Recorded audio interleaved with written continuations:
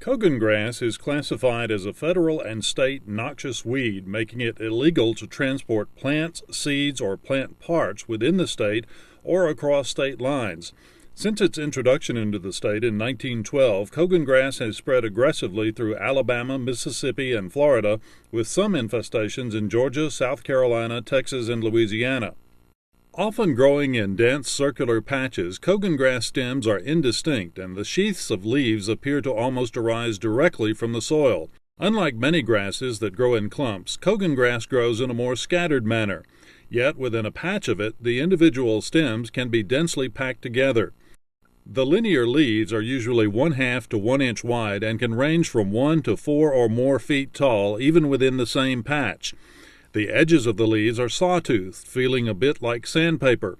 Leaf color is often yellowish-green and sometimes reddening in the fall, and the central vein is whitish and off-center, especially near the base of the leaf. After a freeze, the leaves will usually turn brown, but the dense thatch will remain standing. Cogongrass flowers and seeds occur on a spike or head that is 2 to 8 inches in length and silvery white in color. A patch of Cogongrass in bloom or seed is easy to spot, making the spring and early summer, when it is in bloom, the easiest time to find and identify this pest. Each plant can produce up to 3,000 wind-blown seeds. Johnson grass and several other grasses, which are sometimes confused with Cogongrass, have different-looking flower spikes and bloom during the summer or early fall.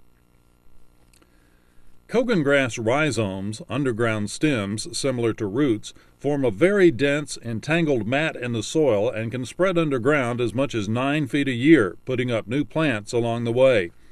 They have pointed tips which are so sharp they can pierce the roots of other plants. The rhizomes are noticeably segmented and covered with flaky, paper-like scales. Beneath the scales, the rhizomes are bright white. Johnson grass also has segmented rhizomes, but they are not covered with scales and are not sharp-tipped.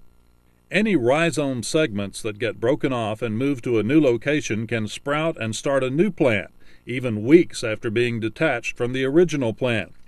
It is through hitchhiking around the state, attached to skidders, fire plows, road graders, mowers, food plot equipment, and other forest and road maintenance vehicles and equipment, that Cogongrass is spreading so quickly. To avoid inadvertently transporting Cogongrass hitchhikers, keep away from the plant when seed heads are present or when the soil is muddy and rhizomes can be broken off and stuck on vehicles or equipment.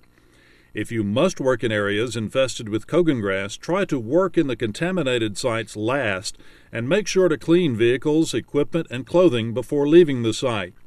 It is also good practice to require that any off-site forest management equipment coming onto your property be cleaned prior to entering the site.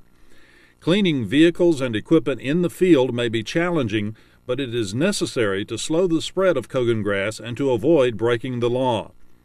To report a Cogongrass location or for information on treatment, contact one of the following agencies: